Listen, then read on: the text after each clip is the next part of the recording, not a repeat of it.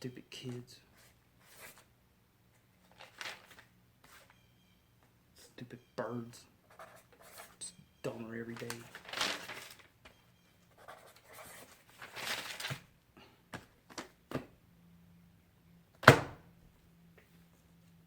Excuse me.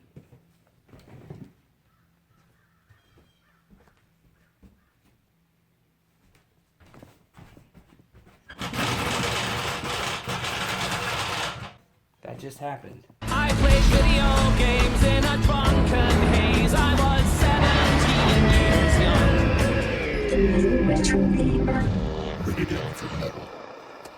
Problem Child 2 was a victim of the early 90s sequels fest, coming right on the heels of its predecessor, Problem Child. Released in 1991, I never questioned it as an 8-year-old. More Junior, more mischief. Oh my god, LaWanda, it's all coming back to me now. Now, if you've seen my review of the first movie, then you know what you're in for, so let's just get right into it. We open on Ben and Junior sharing a sentimental moment as they leave their hometown and put all the events of the previous movie behind them. Now, their relationship seems to have really improved as throughout our credits, we get a montage of the two traveling through various towns and enjoying the sights and sounds. I also totally forgot about this hilarious gag at the beginning, where 1 minute Junior's asleep, Ben's driving him throughout the night, and in the next scene... It always reminded me of that Simpsons episode. Now, arriving in their new town of Mortville, divorcee capital of the world, we're immediately introduced to our next main character, Trixie, when Junior pops her balloon from the car with his slingshot.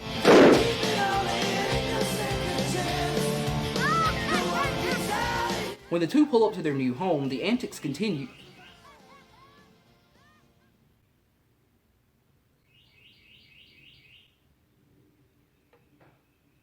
You fucking bird. Oh, Jesus Christ. When the two pull up to their new home, the antics continue with Ben, as this time, across the street, there's a lawn full of horny single women who are undressing him with their eyes even before realizing he's single. Meeting one of their only male neighbors, Ben and Junior attend his barbecue, where both his kids and the neighbor himself piss Junior off. And in a scene that would surely give Hank Hill nightmares, they propane his ass right into the air.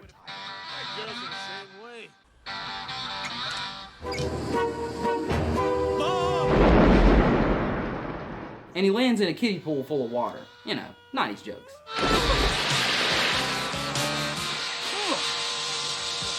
Now, a new town means a new school, and as all the kids are being dropped off excited to start the new year, Junior, who made me laugh uncontrollably as a kid with this line, "Get out of this car, you are going to school!" No way, I'd rather eat a turd. has to be pried out of the car entirely with the seat still attached to his ass. I guess it's realistic enough. There were fucking trees and birds and shit outside classrooms in the day, right? Now look what you've done. Why the hell is that so funny?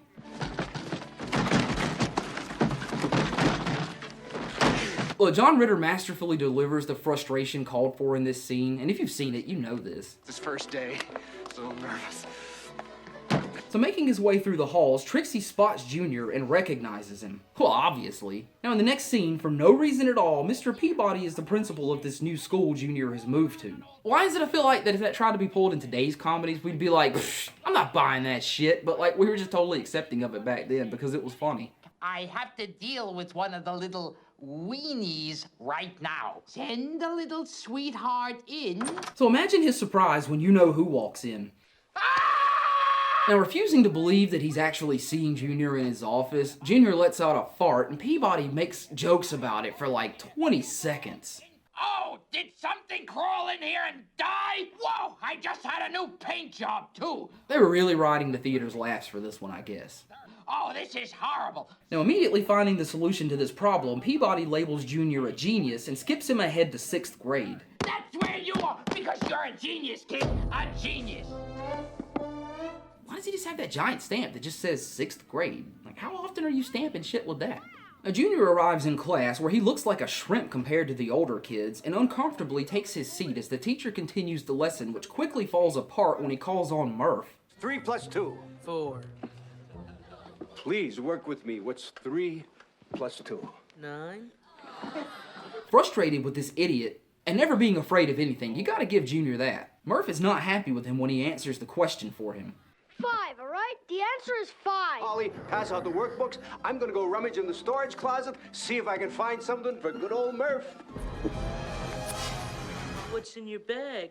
Your diapers? No, my lunch, you pinhead. I told you Junior had balls. Senior student in this school. Well, no shit. You've been here since 1970. 8-year-old me was like, now as Murph has Junior's back up against the blackboard, we get some cutaway shots of the kids running out of the school and 2 rolls of tape flying off the holders. And when we cut back, we find Junior has taped the bully to the blackboard. Maybe Dad's right. Maybe Mortville is gonna be a great place to live. All however many pounds of him. Look, just accept it, because if you're not buying this, you are not going to be sold on the rest of this movie. Now, we're next introduced to another important character, LaWanda, who will inevitably fall into Junior and Ben's path soon. Who's that beefcake? Hi, I'm Ben Healy. I believe we spoke on the phone. Or right away. Because I think I found myself hubby number 7. I swear, I never knew how funny this bit was as a kid. Now, a bit later, we find Ben picking Junior up from school when the bully attempts to get his revenge and ends up putting Ben in the hospital. Ow. Who are you? Are you kidding me? She's the sweet and pretty girl that we know you're going to inevitably end up with by the end of the movie, but first we have to watch you get swindled around by this LaWanda bitch for a while.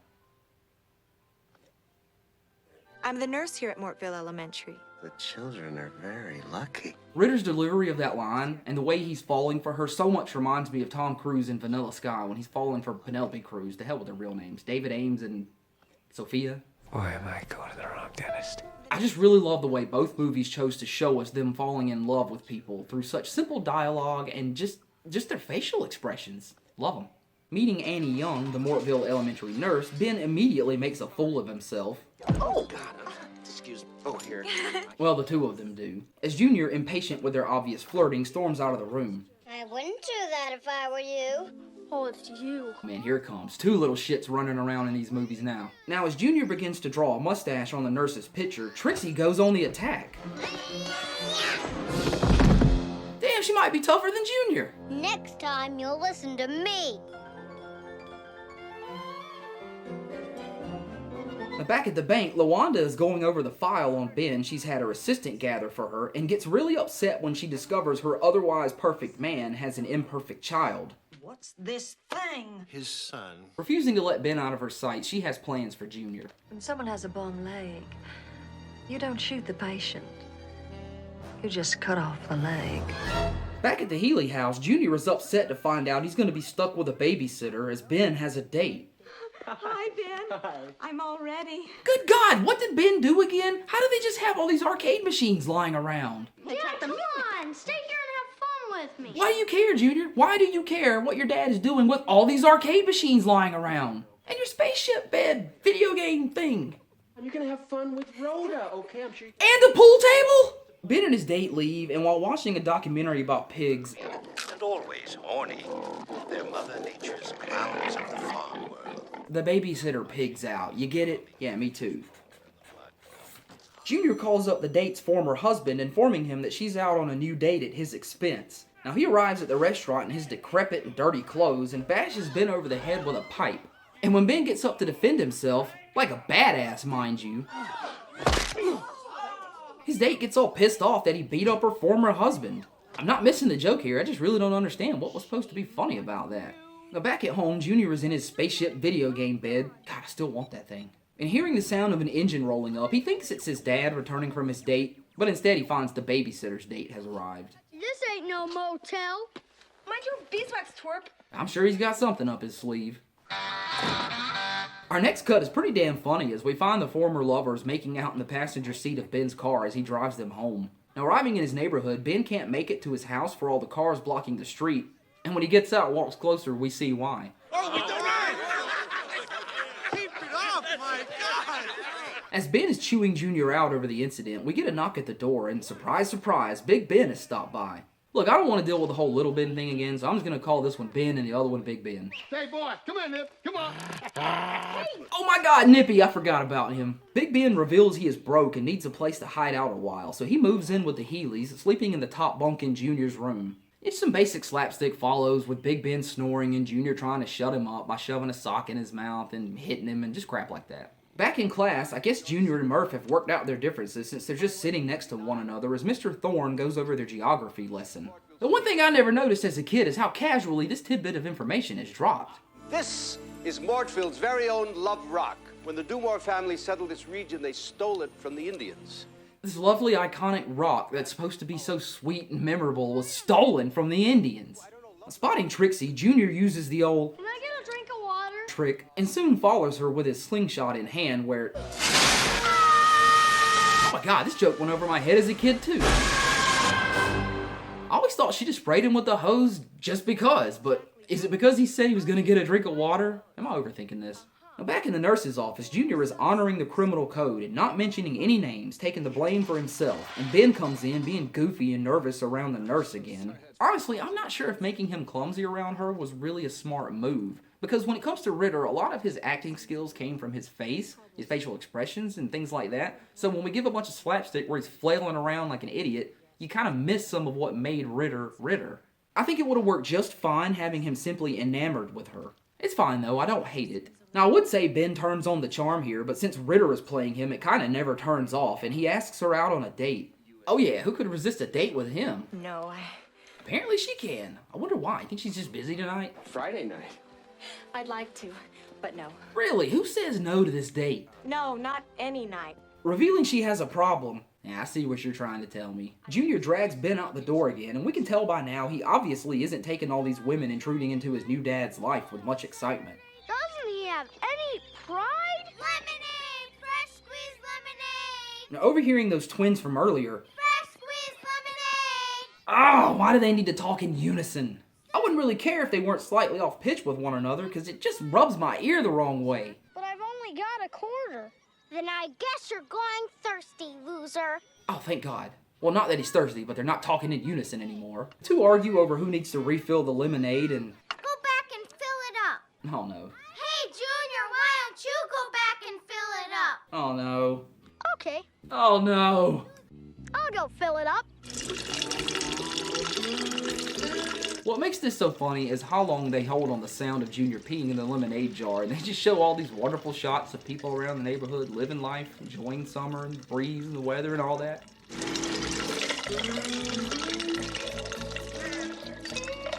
So he returns with the jar. Some obvious jokes are made that still make me giggle a little bit, I suppose, and Hey, you only filled it halfway. I tried my best. you know the real joke here is someone's gonna drink it. $2 for a glass of lemonade? It's the dad. For me?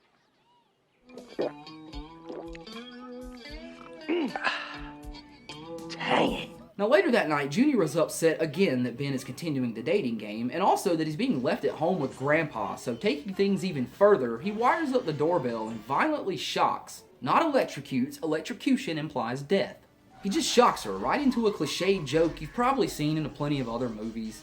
Sorry, I'm suddenly not feeling very well. Dang, is this movie really a victim of the 90s sequel fest? I thought I was just being funny at the beginning. Okay. So, the little monster screwed you over again, huh? Yes, Big Ben, that sums up the last scene and the plot pretty well. Now, back in school, Trixie immediately baits Junior into chasing her, but she hides in the girls' room thinking he won't come in, but damn, he comes in like... I have come here to chew bubblegum and kick ass. The bitch must die. And I'm all out of bubblegum. Fooling her into thinking he's left. I wish I had half the brain she does. When she comes out, he confronts her about why she's been targeting him. For whatever reason, she whips out an M80 here, and this damn thing looks like a stick of dynamite in her tiny hand. Flushing it down the toilet, the two kids scatter as Mr. Thorne is rushing to the bathroom, holding his stomach for another, not as funny as I thought when I was a kid joke.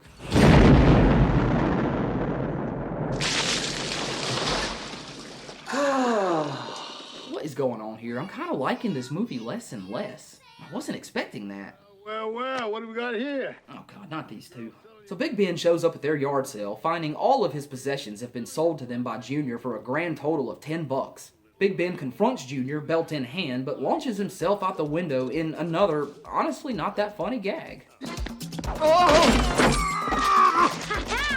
Now, as Ben and Junior leave for the carnival, they just miss LaWanda, who has arrived with her entourage bearing gifts, and instead she finds Big Ben stuck in the tree. At the carnival, Junior is happy to finally hear his dad talking some sense and spotting a ride he wants to go on. We're headed towards the most memorable scene of this movie. You may not remember how it happens, you may not remember why it happens, but I bet you remember what happens. Whoa, slow down, dude. You can't go on this ride. Why not?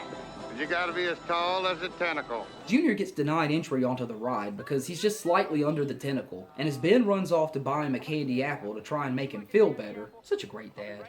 Murph is now in line for the ride and laughing at Junior. They afraid you go pee-pee in your diapers? And if that's not enough... Hey, shrimp!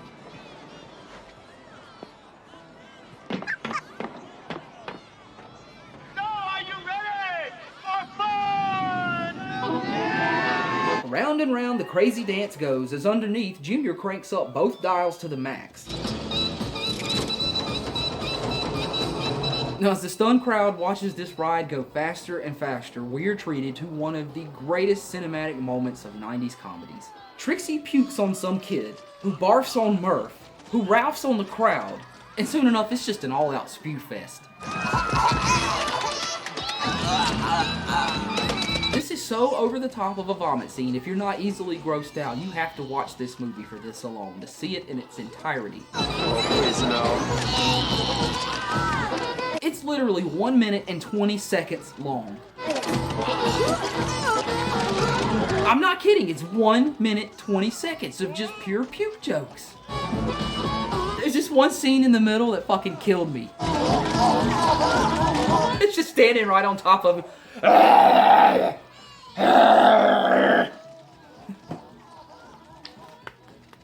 Oh, man. Ugh. Now that night back on the road, Ben is having another heart-to-heart with Junior about his behavior. People told me you were a problem child. There it is! There it is! And Junior promises this time to be better going forward. Of course he will. Arriving home, Ben and Junior have quite the surprise waiting on them. Oh god, it's not a room full of clowns again, is it? Nah, just two. Finally, Ben meets LaWanda, who at this point has basically just forced her way right into his life. And with her big red butt in both Ben's faces, she tells Junior exactly where he fits into all this. Just try to pull one stunt, and I'll cut you off at the knees and bury you alive. Okay, so here's where I realized why I was having issues with this movie. 52 minutes in, almost a full hour in, and we're just now getting to that circle of Ben, LaWanda, and Junior drama. This is the real guts of the story. So, with the first movie, it was okay to have a looser story and a little more gags. I just think they waited a bit too long to utilize the screen time of those three instead of just Trixie and Junior. Then again, I don't really know who the demographic of a movie that has a 1 minute 20 second puke scene in it is for, so what do I know? I just think it would have been better had we gotten to this LaWanda and Nurse stuff sooner rather than later, and I think that's why some of the pee jokes and crap like that just kind of don't age that well. Now, no sooner than the two have met does she have to leave for the night, offering Ben a marvelous dinner sometime later, and off she goes, red dress, gloves, leggings, shoes, and car, and Big Ben is all, 50 million! That's what I know. Their address is 911. So sometime later at the Healy's, LaWanda is cooking that dinner and making Ben feel like a king, all while Junior is outside scheming on how to get her out of their lives. Now, using what I first thought at a quick glance was a pot necklace, When you wake up, seriously, it can't just be me. destroy LaWanda.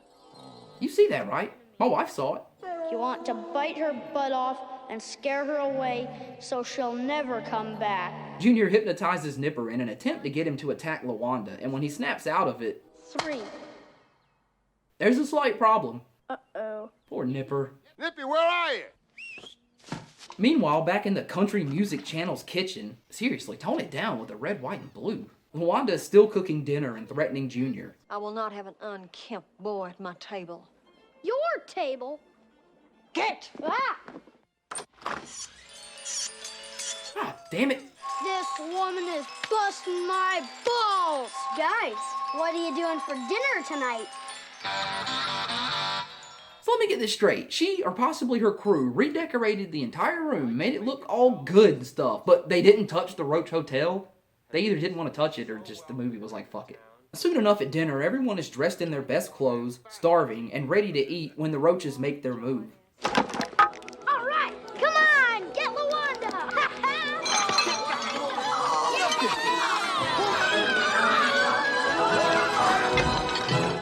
hell breaks loose in this scene, and I can't help but wonder if they really did squish some of these bugs.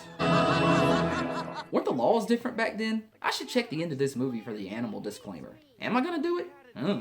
At the end of his rope, Ben utters the words no child wants to hear a parent say, because this is how you know you really fucked up. I don't think I'll ever be able to trust you again. Look, it's kind of hilarious that after that dramatic scene, he turns around and all those bug guts are stuck to him. Later at a school event, the only things Junior has to show his father are an amazing school desk that was the envy of my eye as a kid. This one doesn't compare. An awesome science project. I'm innocent. I'm innocent. God, I actually totally forgot about that. That thing's so cool. And his teacher wearing a giant diaper bandage around his butt because of the earlier events. How funny. A puppet show begins, innocently enough, until some behind-the-scenes shenanigans manifest themselves. I laughed so hard at this as a kid. I rewound the tape so many times, and I just giggled uncontrollably. Technical difficulties. Yeah, I had to scratch my ball. So here the movie finally reveals this hidden secret to us that all along Trixie was, you guessed it, the problem the nurse Annie was referring to all along. Her daughter. Trixie, I can't leave you alone for 10 minutes. Why did you do this? Now, Ben is both stunned that for once Junior isn't the one causing trouble, and that the woman he really loves could possibly understand everything he's going through, but she just won't even give him a chance. Trixie consumes my entire life. I don't have room for anything else. Feeling no other option, and needing a woman's touch in a house with 3 men, tell that to the Full House crew, Ben makes his decision known to Junior that Saturday he's going to be marrying LaWanda. Junior is not pleased, obviously. She's gonna destroy everything. This next scene confused me as a kid, and it utterly confuses me right now. Seriously. We're looking for any strange animals. Well, Nippy's been acting a little funny lately. Not now. What was the point of that? Not now. That joke literally comes out of nowhere, and I don't understand. Was it just an adult joke they slipped in there? The whole joke, just that he's gay? Not now. I'm sure you know that it's not because it's gay. I don't care. I have gay friends. It's just, what, really, you have to wonder why the hell this was in there. Chow down. And then they basically act out a dog food commercial? Now in 3 delicious flavors, beef, chicken, and horse. What is going on here? Meaty flavor, all simmered in a delicious home-style gravy. Nippy comes back to life because of the food, eats a bunch of it, and then takes a giant steaming dump.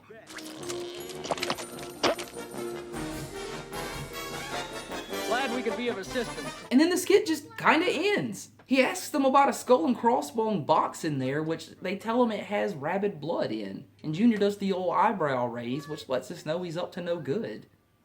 You see how that flowed? Funny? Sentence was funny. That's blood test from a rabid dog. For some reason earlier, LaWanda had said, And a 1 o'clock appointment for a blood test. what? Blood tests, huh? So that could happen. Without bothering to show if he stole it, they gave him some. Hell if I know. Junior has apparently replaced LaWanda's blood with the rabid dog blood, and the scientist is so dumb here, he apparently can't tell the difference between canine blood and human blood. Give me the county health department. So soon enough, Animal Control shows up to take LaWanda away. Come and get me. She's already foaming at the mouth. Better move fast. Strapped in a hospital bed, Ben takes a minute alone with LaWanda, who is adamant that no matter what, they are getting married. And as Big Ben is flirting with some of the other nurses, Junior switches LaWanda's chart with another patient whose dream is ridiculous. When I die, I want people to remember me because I'm gonna have the biggest nose in the world. Leaving her in the hospital, Junior picks the restaurant him and Ben eat at that night, purposefully it seems, as if he somehow knew Annie and Trixie would be there, and it seems he now has the idea of setting the two up. Spotting Peabody nearby, who has also spotted them and is nearly having a heart attack, the two form an unlikely connection over their hatred of him. They start flinging meatballs at him, and I definitely remember laughing at this scene as a kid. Goodbye, North America! Bullseye. Now, after a huge food fight breaks out, the 4 of them are kicked out, and the 2 kids begin to see each other as more equals in this crazy game they're playing of Protect the Parent. Your dad, he doesn't bug me that much. And you know, your mom doesn't bother me that much either. Back at the hospital, LaWanda wakes and discovers what has been done to her while Trixie, who has met up with Junior at his house, helps take down Big Ben so they can continue their assault of the wedding. How do they assault the wedding, you ask? By visiting the Love Rock, of course. We got these two parents and we want them to fall in love and get married so I don't get stuck with that bitch LaWanda. Dumb kids. Now the next morning, as both parents discover their kids missing, the two pair up searching the city and begin to bond with one another as they further argue over whose kid is the worst. Eventually, they spot the two kids fast asleep under the Love Rock, and when they get woken up, they're both convinced the Love Rock worked. But it didn't. So, see ya. Finally, the big day has arrived, and LaWanda comes down the aisle where Junior trips her, causing her veil to fly off and reveal to everyone, but especially Ben, her new nose. Dad, look at her face! Hey, what happened? Okay, her new nose. Well, it's amazing what $382,000 worth of last-minute double overtime plastic surgery can do. Just when all hope seems lost, who arrives on the scene but Trixie, driving a bulldozer and carrying the Love Stone with it, which she sets loose like a giant bowling ball right down the middle of the aisle. Heading towards LaWanda, she begins to reveal her true feelings about children to Ben's stunned ears. I hate children. They ruin everything. I command you to stop. Why that line? You're just a rich banker, not a wizard. Arriving too late to stop Trixie, Annie pulls her out of the bulldozer where she apologizes profusely to Ben for ruining his wedding. Here they realize they were both made from one another and the two finally share their first kiss as Big Ben rushes off to rescue LaWanda in an attempt to marry her for his own benefit. I love you. You said you love me? Now we end the movie with Junior shooting an M80 into the wedding cake, which, instead of exploding, it just rockets off into the air, lands on Big Ben and LaWanda's head, and Nipper just drops a fresh pile of shit. The new family walk off as the credits roll. Yeah, Problem Child 2 was not as good as the first one.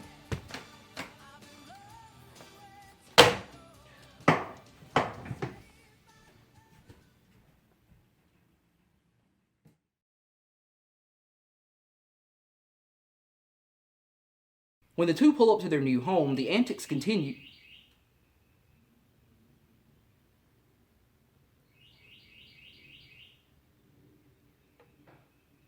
You fucking bird. Oh, Jesus Christ.